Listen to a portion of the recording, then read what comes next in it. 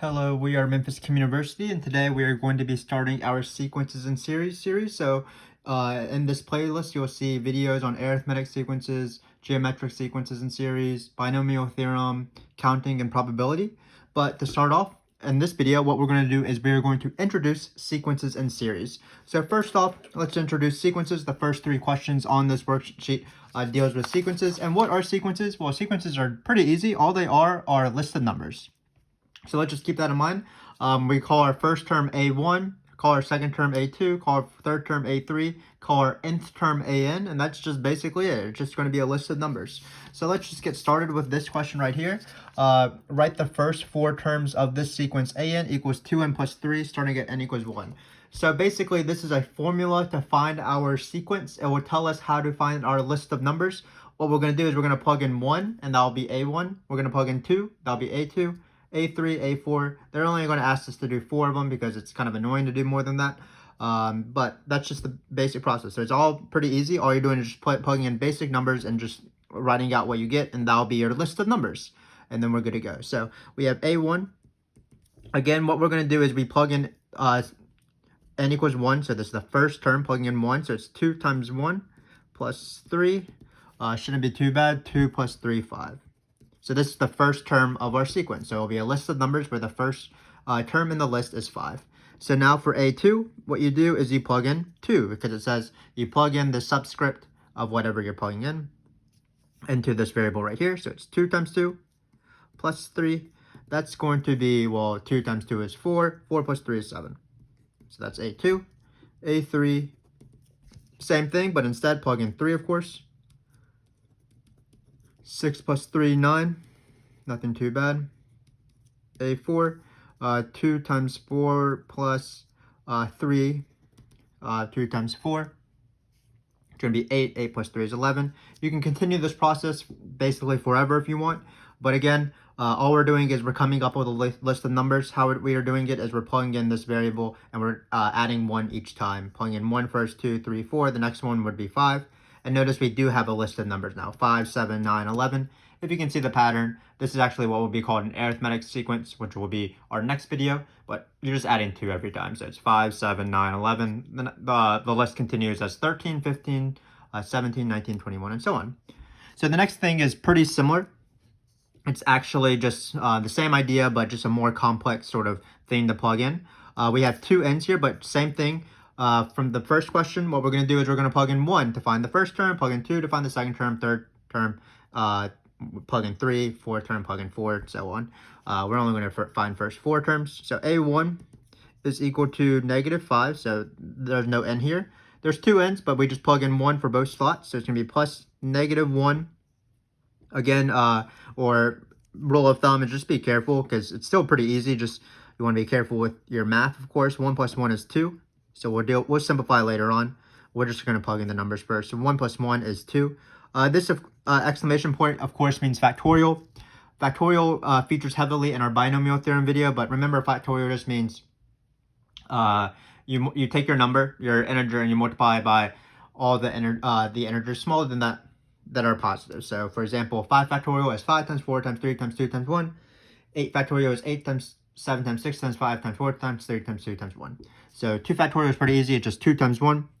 -1, of course, to an even power is 1. To an odd power, it is negative. Like -1 to the 5 is negative. So just keep that in mind. We're going to have a lot of -1s, but it's either 1 or -1. 1 if it's even, if the power is even. -1 if the power is odd. So in this case, it looks like you're going to get 5 plus 2 because it's plus 2. Not -5 plus 2, sorry. So it's -3. So let's do A2 now. So it's going to be -5 plus -1 to the third times 3 factorial. Don't know why I'm trying to stay space here. So let's try to do one additional step. In this case, so it'll be -5. -1 to the third is negative. So it'll be -3 factorial is 3 times 2 times 1, which is 6. So this one is going to be -11. A3 is going to be plugging in 3 into this formula. So notice when you plug in 3, unlike the first one, because you're adding 1, you're actually finding things with 4. But whatever it is, just plug in the subscript into wherever your n's are. So in this case, it'll be -5 plus -1 to the 4th times 3 plus 1, 4 to the factorial. So again, all we're doing is basic math. Negative 1 to the 4th is even. 4 factorial is 24 if you don't know. So it's negative 5 plus 24. I believe that is 19, if I can do math in my head. And then A4 is negative 5 plus negative 1 to the 5th times 5 factorial. Well, this time it is going to be negative. Whenever you're plugging in these exponents and you're doing every single number, just keep in mind that it alternates. It'll be negative 1 and then 1, negative 1 and then 1, negative 1 and then 1. So in this case, when we have negative 5 plus negative 1 to the 5th times 5 factorial, well, negative 1 to the 5th is negative. 5 factorial is 120 if you don't know. It's nice to know up to 5 factorial. It's 24 times 5. So it's going to be negative 5 minus 120, which is negative 125. So again, the same exact thing as the first question, except just a harder function, just plugging in the numbers. This is my list of numbers now, so this is my sequence: negative 3, negative 11, 19, and negative 125. And that's basically it. There's nothing really more to say. So there's these sequences that are called recursive sequences, which is the next one.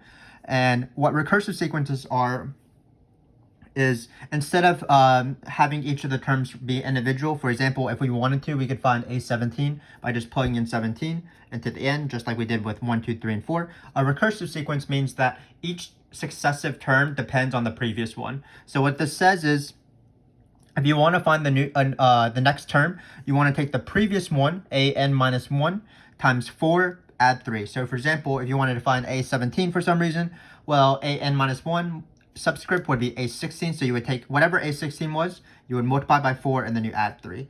So A1 will tell you how to do A2, A2 will tell you how to do A3, A3 will tell you how to do A4, and so on. So let's see how that works. So in this case, we're again writing the first 4 terms. A1 is given, which I'm not going to complain about. And then for every other A, we're going to use this formula. So what this says is A2 is 4, not times any number, but it's A1, because when you plug in 2 here, it'll be 2 minus 1 of the subscript, so it'll be A1.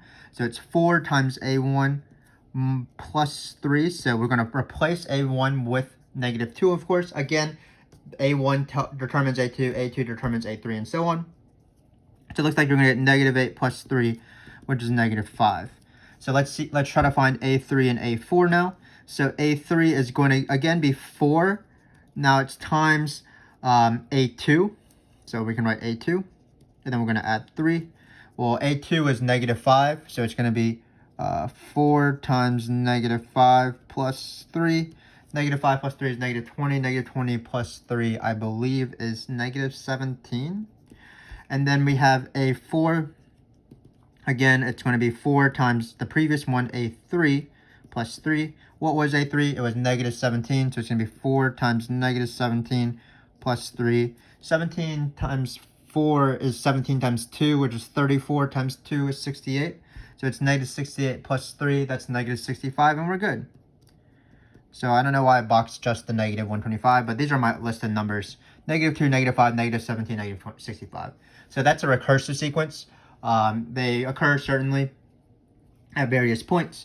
And again, they're not actually that much harder than the previous ones. Just keep in mind that you're always plugging in a previous terms and to find new terms. So in this case, to find A2, we plugged in A1. To find A3, we plugged in A2, and so on. So if you wanted to find, again, A100, you would plug in A99. To find A99, you need A98, and so on. So that's sequences. Nothing too crazy, of course, because all you're doing is you're finding a list of numbers. Let's move on to series. So before we talk about series, or before we try series questions, let's talk about series. So series just takes your sequence and you just add up the list of numbers. So sequence, you have a list of numbers, could be finite, could be infinite, and then series is you add up some of the terms or all of terms depending on what you want in the series. So you might be familiar with summation notation. This S is a sigma. So what this says is you start off at this bottom variable, I equals k, this bottom number k, and then what you do is you're going to plug in k first into whatever your counter variable is. We're going to call it I in this case, and then you just find the sum of that thing. So in this case, you'll have ak, then you add 1 every time, so then you plug in k plus 1, k plus 2, okay, plus 3. And then when do you stop? You stop when you hit up to the end. So for example, if this was I equals 4 and this was 8, you would find A4 plus A5 plus A6 plus A7 plus A8. And we'll see examples of that. Actually, the series is really formed by another sequence. So you take your original sequence, your list of numbers, and you form another sequence, which is called the partial sums of that sequence. And what it is you just add up the first n terms. So for example, S1 is going to be adding up just the first term.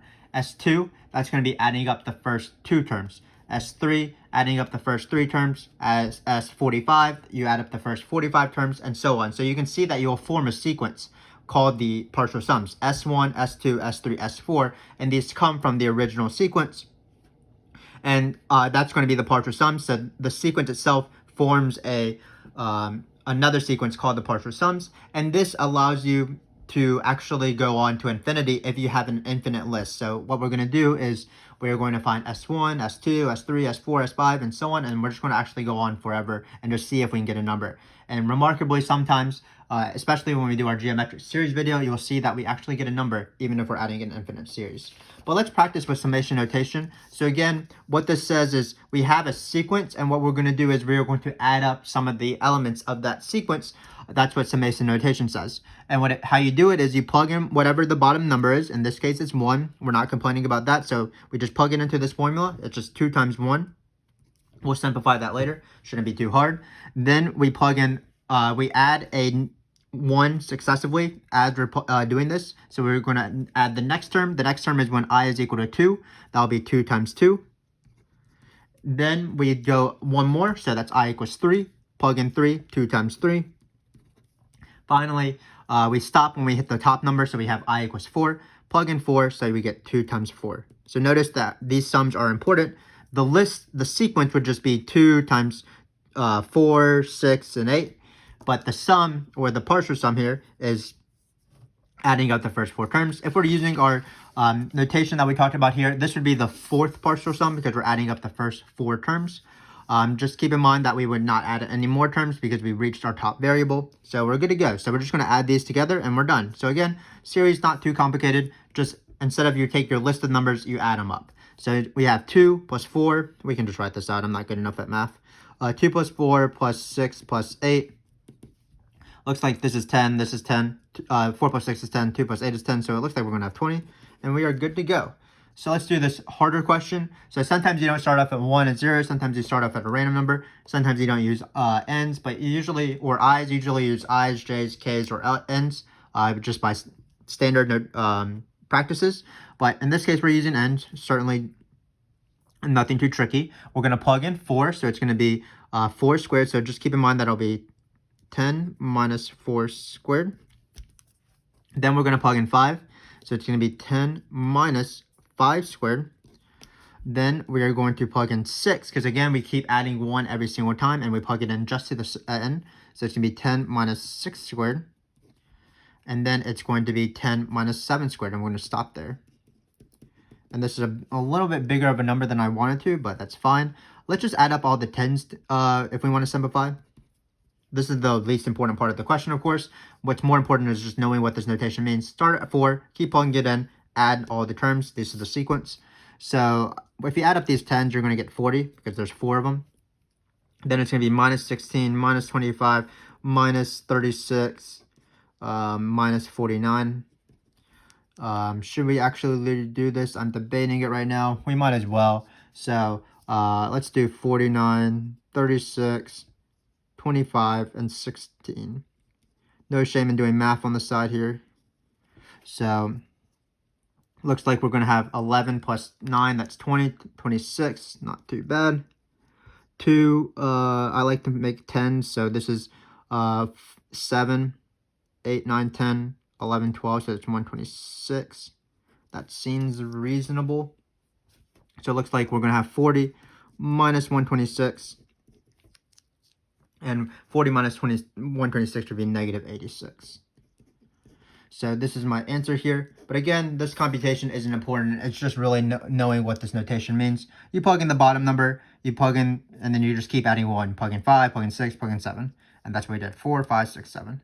So now we're going to do something crazy. We are going to go to infinity, meaning we're going to plug in the bottom number, but then we're going to plug in 2, 3, 4, 5. Well, we won't stop until we potentially get a pattern. So in this case, decimals will probably help us. So we're going to have 5 divided by 10 plus 5 divided by 100, because we're plugging in I equals 1. So maybe, so when we plug in 1, you'll get, for this term we plugged in I equals 1, so that's 10 to the 1. For this term we plugged in I equals 2, because we add 1.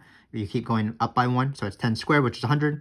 Then it's 5 over 1,000, 5 over 10,000, 5 over 100,000. Again, we just keep going up, so this was 5 to the 10 to the 5th. And then I'm going to use ellipses because I don't want to keep going forever. But this signifies you just keep adding it forever. It's not a finite sequence. It's an infinite sequence that we're adding up. We can actually add this up if you know decimal notation. So this is going to be 5/10 is, of course, 0.5.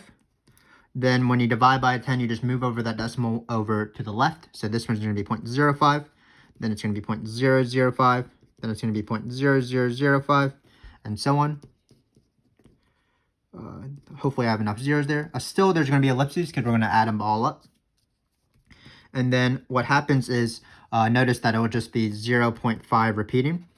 And 0.5 repeating is 5/9.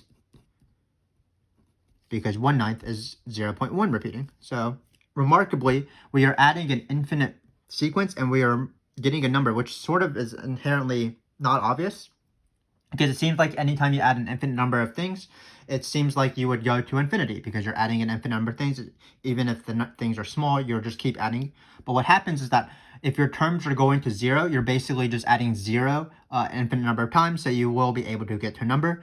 If you want more sort of practice on this, this is not really the video. It's really our geometric series video that will highlight this fact. But we're going to go to the back, and the back is actually harder in my opinion. I have a lot of practice here. And what we're going to try to do is we are going to, instead of starting with a formula and finding the list of numbers, so we're only going to be dealing with sequences right now, but instead of starting off with a formula and coming up with a list of numbers, we're going to go backwards. So we're going to start off with our list of numbers sequence, and we're going to try to write a general formula for that sequence. So this should be sequence. So let me change that to sequence. Okay, so, and keep in mind that we're starting at n equals 1, so to be consistent, we want to find the first term, second term, third term, and fourth term. So in order to do this, I listed out some famous sequences that might help us. So integers are pretty easy. Again, these all start at n equals 1. So integers starting at n equals 1 would be 1, 2, 3, and that formula would just be n. Even integers, that's 2 times n because multiples of 2. Odd integers, in this case it's 2n minus 1 because we want our first one to be 1. So notice when we plug in 1 here, you'll get 2 minus 1, which is 1. If plug in 2 here, it'll be 4 minus 1, which is 3. So this is the formula for odd integers. Squares, of course, are 1, 4, 9, 16, 1, 2 squared, 3 squared, 4 squared. That's n squared. Cubes, n cubed. 1, 2 cubed, which is 8, 3 cubed, which is 27, 4 cubed, which is 64. The next cube, 5 cubed, I believe is 125, and so on. It keeps on going forever. Keep in mind the difference between n squared and 2 to the n. For n squared, you're plugging in things into the base. For 2 to the n, powers of 2, what you're doing is you are plugging in things into the exponent. So it's 2 squared, 2 cubed, 2 to the 4th, 2, 4, 8, 16, 32, 64, 128, 256, and so on. Nice to know 3 to the n because we'll see that it appears potentially. 3, 9, 27, 81, 81 being 3 to the 4th. Then we'll have multiples of various numbers. I, of course, only listed out 4, 4, 8, 12, 16. That's written as 4n, multiplication, of course, multiples. But you might see multiples of other numbers like 7, 14, 21, multiples of 7. One thing I didn't list out that I'm going to list right now is factorials. Factorials are 1, 2, 6, 3 times 2 times 1, 24 again, 4 times 3 times 2 times 1, and then 120, 5 times 4 times 3 times 2 times 1. Again, that's listed as the exclamation point, but I'm going to call it factorial because that's what it's called. And keep in mind that when we're doing all these sequences, they are going to be a combination of these guys right here, but we might not see this exact list. So really, there's going to be 2 ways we're going to sort of switch up this list. There's going to be what I call an inside shift, and what that is it'll be the same numbers in the list, except we're going to be starting at a different point. So for example, instead of having the formula n squared for this list of numbers, we're going to actually just start at 4, 9, and 16. But we still are starting at n equals 1. So we want our first term to be 4. So we're not going to have n squared, we're going to have n plus 1 squared. So that's why it's an inside shift, because it's the function that will be, you're plugging in different things into the function. And we'll see that a lot. So if this is a little bit confusing, again, it'll be a lot easier when we start doing examples, or at least a lot more manageable. Then there are outside shifts. So outside shifts are harder, but basically it's your list of numbers added 1, -1, maybe 2, -2, but anything harder would be sort of mean. But let's just take our powers of 2 here. So we might not see lists of numbers that are like 2, 4, 8, 16, but we might see 3, 5, 9, 17, meaning all of our powers of 2 added 1. And keep in mind for that, we won't be adding 1 into the exponent, because if you add 1 in the exponent, that's the inside shift. That's just shifting over the numbers. We're going to be adding 1 on the outside of the function. That's why I call it an outside shift, because you just take your numbers and you just add 1 to everything. So keep in mind that inside shifts are easier because we'll have the same list of numbers. So as we're looking through these list of numbers, we'll be able to see it. But outside shifts, if we have something unfamiliar, what we're going to do is we're going to either add 1 or subtract 1 potentially, and hope that it's one of these famous sequences.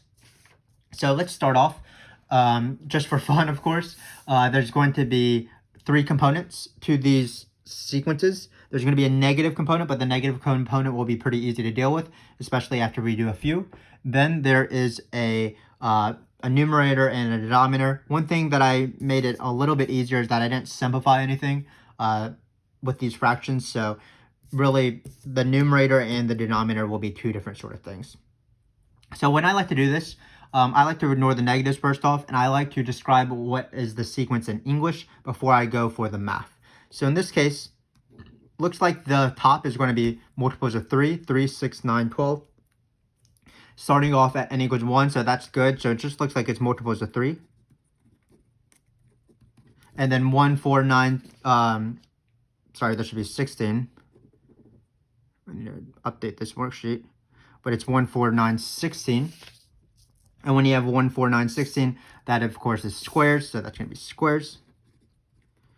So we are ready for this first question. So this first question would be -1 to some power, so we'll deal with that later. Multiples of 3, that's just 3n, because that's literally our multiples of 3, starting at 1. Notice if you plug in 1 here, you'll get 3. Plug in 2, you'll get 6. Plug in 3, you'll get 9. 4, you'll get 12. Then we have on the bottom squares, no shifts yet to keep it simple. So in this case, it's just going to be n squared. You'll see what a shift is later on. And then we do need to deal with the -1, but the -1 is easy. So basically, either the negative will be on all of the odd terms, or the negative will be on all of the even terms. So in this case, odd terms, even terms, odd terms. And there's only 2 scenarios. So if they're all in the odd terms, what's going to happen is we're going to raise it -1 to the n. Because when we plug in 1, we want all the odd terms to be negative. So 1 is an odd integer, so -1 to 1 is an odd, is a -1, so that's why we want negative there. If -1 is on the even terms, then we're going to raise it to -1 to the n plus 1, because then when we plug in an even integer like 2, 4, 6, and 8, we'll add 1, so that exponent will become odd, and then -1 to that odd integer will be negative, so then you'll have your negatives in the right spot, as we will see. So let's take this question right here. Looks like this is our first shift, because we have something familiar. We do have powers of 2, 2, 4, 8, 16, but it's starting off at 1 and not 2. So it will be powers of 2, but we do have to deal with a shift, as we'll see. I just wrote powers of shift, powers of 2. And then this is familiar as well, 2, 6, 24, 120. This will also be a shift, but it is factorial, so it's going to be factorials on the bottom.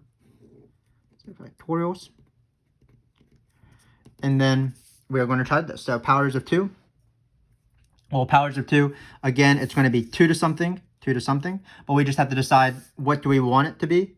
It's not going to be 2 to the n, because when we plug in n, we want to have 1. So I'm going to argue that it's n minus 1 because it's shifted over to the left. So it's n minus 1. So notice that when you plug in 1, you'll get 1 minus 1. That's 2 to the 0.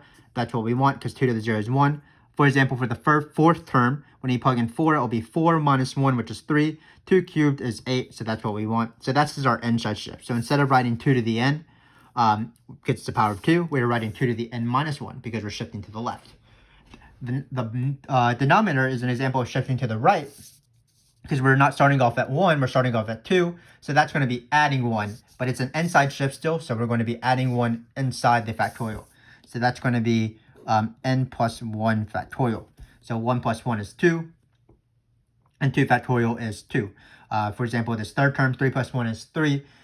3 factorial is 4. So if you want to shift to the right, you're adding. If you want to shift to the left, you're subtracting. We do have to deal with the negative. So in the previous example, the negatives were on the odd terms. Now the negatives are on the even terms. Again, that's going to be n plus 1, because when you plug in, for example, 2, you'll get 2 plus 1 is 3. Negative 1 to the cube is negative. For the third term, 3 plus 1 is 4. Negative 1 to an even integer like 4 will be positive. So negative 1 to the 4 is, we want to be positive here. So that's why the third term gives you a positive thing. So again, if the negative ones are on the odds, we're going to put this term. If the negative ones are on the evens, we're going to put this term. Not really going to be focusing on that because it works the same way every single time. So let's move on. So it looks like we have, again, squares because it's 5 squared, 6 squared, 7 squared, 8 squared. So it looks like we have squares on the top. And on the bottom, it doesn't look too bad as well. It looks like everything is dealing with 6. 6, 12, 18, 24. Multiples of 6, 6. And then you add 6, you add 6, you add 6. So this is multiples of 6. So now we are ready for the formula. So as we're doing this formula, so let's deal with the negative 1 first. Because they're on the even ones, it's going to be negative 1 to the n plus 1, just like the previous one. Then the bottom looks like it's easier because there's no shift. Because notice, or as before, multiples of anything is 6, or that number times n. Sorry, I can't speak right now. And because we're starting at n equals 1, we want that if we're doing multiples of a, for example, we want the first term to be a, and then 2a, 3a, 4a, 5a, 6a, and so on. So we want that first term to be a, and look at the this, lo and behold, this one is 6 on the bottom, and we're doing multiples of 6. So it looks like we just want 6n. For example, this third term would be 6 times 3, which is 18. No need for shifts in this case. But this one does have a shift, of course, because when we're doing squares, certainly the first square is not 25, it's 1. So the question is, how much are we shifting over? So we do know it's squares. It's an inside function because it's still the same list of numbers. It is squares perfectly, like 5 squared, 6 squared, 7 squared, 8 squared. So we do know we need a square, but we just need to know what we're going to square by. And a lot of times, if you can't think about it, just try to work a little bit backwards. Try to think about what number are you trying to plug in so that when you plug in 1, you'll get this thing right here. So it's going to be 1 n plus something when you plug in 1. So it'll be 1 plus, well, the first one is 5 squared, so we want to add 4. Because the first term is when we plug in 1. When we plug in 1, it'll be 1 plus 4, which is 5. 5 squared is 25. Let's practice with the fourth term. When you're practicing with the fourth term here, 4 plus 4 is 8. 8 squared is 64. So it seems like we have the right thing. Again, you don't need to shift just by 1 or negative 1. You can be shifting by a bigger portion. But still, the inner shifts are easier because I can still recognize these pretty easily as perfect squares. All I have to do is think about what is the first square that it's talking about. So now let's keep going, sort of in the same practice. Still no need for outside shifts, but that will change, I think, after we hit this question. So let's look at these terms, 5, 7, 9, 11.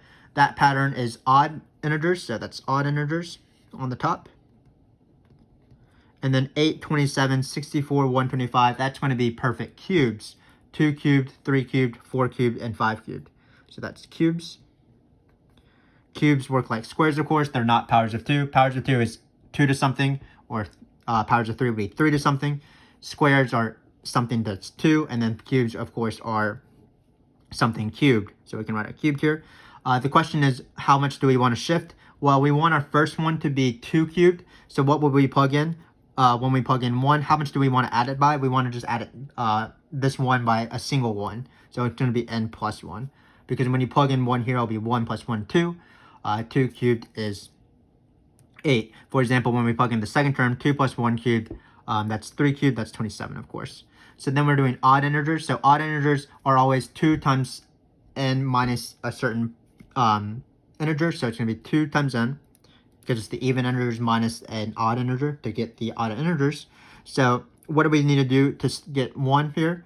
Well, when you plug in 1, looks like you get 2 times 1, which is 2, of course. So it looks like we want to add 3. And this seems to be pretty consistent because when you plug in 1 here, 2 here, it'll be 2 times 2 is 4. 4 plus 3 is equal to 7. When you plug in 3, 3 plus times 2, sorry, I've been pointing to this thing, but you can't even see it. But 3 times 2 is 6. 6 plus 3 is 9. Seems to work. 4 times 2 is 8. 8 plus 3 is 11. And sometimes you do have to tinker with these. They're not as obvious as I'm making them because I just know the answers because I made the questions. So you will sort of mess up a little bit, but just be careful with the shifting. I think writing it in English is helpful. And if you can't recognize the sequence, like the denominator of the next question, what we're going to do is we are going to try to add 1 and subtract 1 to our famous sequences. We did forget the -1 term, but this again is pretty easy. Because they're on the odds, it's going to be like the same as this, so it's going to be -1 to the end. So that finishes those questions. Now let's do 3 harder questions and we will be good to go. So looks like we have multiples of 4 on the top because you're adding 4 every single time, so it's multiples of 4. Again, this will be a preview of the next video, which will be arithmetic sequences. This is an arithmetic sequence on the top, not including the negative. So the question is, what is this bottom? So if you have 2, 5, 10, and 17, notice that 2, 5, 10, 17 are just not in this list. So when I quiz my students, I don't make it too tricky. So what I encourage them to do is subtract 1 or maybe add 1 and see what you get. Well, if you add 1, you get 3, 6, 11, 18. That doesn't seem like a series, sequence that I know, especially because of the 11. When you subtract 1, it is a sequence that I know. It's going to be 1, 4, 9, and 16. 2 minus 1, 5 minus 1, 10 minus 1, and 17 minus 1. And that's going to be our squares. So it's actually going to be our squares plus 1. Because we're subtracting 1 to get our squares. So if we start off with squares, we want to do the reverse, which is add 1. So this is an example of our first outside shift. The numbers don't match any numbers in the list, but once you add 1, it does magically do it. So like if you take your squares, for example, and you add 1, you'll get this list right here. So it's going to be a little bit different than our previous one when we had squares. For example, in this one right here, where we had an inside shift, which was having the addition inside the square. What's going to happen here is that we're going to have our squares, but instead of having n plus 1 being the squared, this is why I call it an outside shift. We're adding 1 outside of the function. So it's going to be plus 1 here. And notice this works out. For example, if you plug in 4, you'll get 4 squared plus 1. That's 16 plus 1, which is 17. Let's deal with a -1 while we're at it. Looks like it's on the odd term, so it's going to be like the previous one, n. And then this is multiples of 4. So this multiples of 4 is pretty easy, but it's going to be 4 times something. So what do we want to plug in? Well, the first one is 8, which is 4 times 2. So we want, when we plug in 1, starting off with the series, looks like we will want n plus 1. Because, for example, for this third term, 2 plus 1, that's 3. Sorry, this third term, I said 3. So it's 3 plus 1, which is 4. 4 times 4 is 16. So again, the most important part about this question was the outside shift here. So just keep in mind, outside shifts are a little bit harder in my opinion because you can't recognize them just by looking at them. But if you subtract 1 and add 1, hopefully you get to a famous sequence. So let's practice with this one right now. So it looks like we have no outside shift on the top. It's just an inside shift because it's 4, 9, 16, 25. Again, we're confronted with squares. Squares come up pretty often. Then we have 3, 7, 15, 31. So this doesn't seem like a series that will be a famous series. If we subtract 1 like the last time, we're going to get 2, 6, 14. Just doesn't seem right. 2, 6, 14, 30.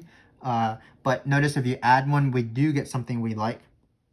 So if you add 1 to all these terms, you're going to get 4, 8, 16, 32. That's powers of 2. So we're dealing with powers of 2. And the question is, it is an outside shift. Should we add 1 or should we subtract 1? Well, because we added 1 to find powers of 2, if we're starting off with the powers of 2, we want to subtract 1. Because it's a power of 2 minus 1, a power of 2 minus 1, a power of 2 minus 1, a power of 2 minus 1. Keep in mind that there's also an inside shift, so we're going to, this is a pretty tricky question, so let's just get going with it. Let's deal with the negative first, because the negative is pretty easy. It is on the even term, so it's going to be -1 to the n plus 1, sort of like these, this one and this one. So we have -1 to the n plus 1. Let's deal with the squares because that doesn't have an outside shift of the -1. So we've done this before, but 4 is the second square. So we don't want to just have n squared. We want to have n plus 1 squared. For example, if you plug in this fourth term, 4 plus 1 squared is 5. So it seems like we're doing good. It's nice to check your work. This is why I'm doing this. Just plug in a random number and the list and see if it works once you write down the formula. So this is powers of 2 minus 1. So we will have a -1 here. And we'll have powers of 2 to something. So what we need to determine is what do we want to have in this exponent. It's not just going to be n, because, for example, if you just have n, then the first term will be 2 to the 1, which is 2 minus 1, and that's going to be 1, which is not 3, of course. So it is going to be actually a shift. We wanted our first power of 2 to be 4, because then we're going to subtract 1. So if our first power of 2 is 4, that means that we want n plus 1 on the top, because we're shifting over to the right and then outside shifting -1. Hopefully that makes sense. And again, a really good tip is just to check your work. For example, if you plug in 3 here, we want 15.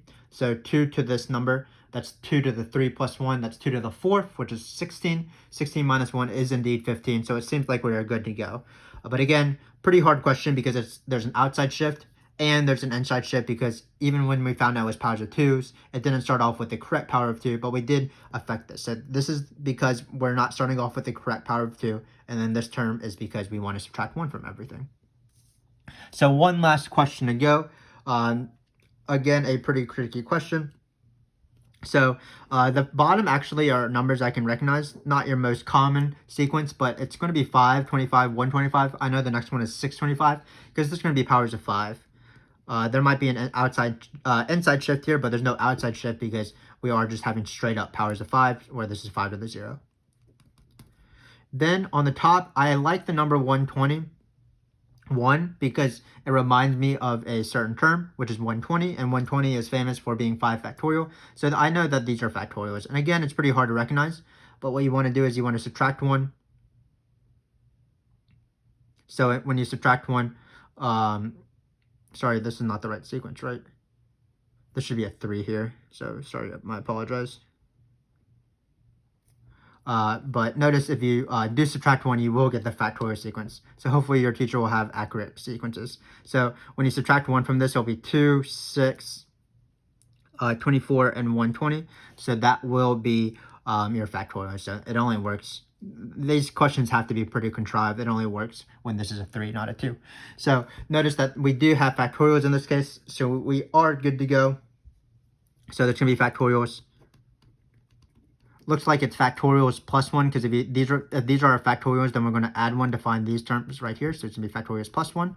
So let's do this one last time. Let's deal with the -1 first. The -1 looks like it's on the odd term, so it's going to be n to the n. Let's deal with the powers of 5 next, because there's only an inside shift, so it's something to the 5th. No need to, or not something to the 5th, 5 to something. Something to the 5th would be power n to the 5th, like 1 to the 5th, 2 to the 5th, 3 to the 5th, which is not this series. It's 5 to something. And we want to probably shift to the left because we want our first term to be 5 to the 0. So it's going to be n minus 1. We can check our work here because 4 minus 1 is 3. 5 to the 3 is 125. So when we do plug in that fourth term, we will get 125 on the bottom, which is what we want. Then we're going to deal with this factorial. So it's going to be something factorial. So we can write something factorial. We will add 1 as the outside shift because, again, these numbers are not the factorials themselves, but they are the factorials added 1 if this term is correct and it is a 3. So we are going to add 1. And then what's the first factorial we want to start off with? Well, it's going to be 2, and 2 is 2 factorial. So it looks like we're going to right shift 1, so it's going to be n plus 1. And that's really the worksheet. So really not the most important skill, but it's still nice to do. So a little bit of a brain teaser, using things you know and seeing how it's all manipulated in terms of whether you're shifting the list of numbers that we talk about, either left or right, or adding 1 to every single term. But hopefully, even through this, you sort of have a pretty good understanding of what a sequence is. A sequence is just a list of numbers. So in the beginning of the video, we started off with the formula to come up with those list of numbers. In the back half of the video, we started off with the list of numbers themselves, the sequence. And then what we did is we found the formula instead. So we sort of worked backwards. We also talked about series, and series are important, but series, again, is not too bad. All you're doing is you're taking your list of numbers and then you're adding them up. And we do want to get used to summation notation, and series will become more important actually than sequences themselves, especially when you hit calculus if you're taking BC. But hopefully you have now a pretty strong understanding of what sequences and series are, and you're ready for our next videos. Our next videos will be about particular types of sequences and series. The one after this is arithmetic sequences series, and the one after that it's geometric sequences series. So hopefully we will see you then. Thanks again for watching like normal, and hopefully you gained something out of this, and I hope to see you soon.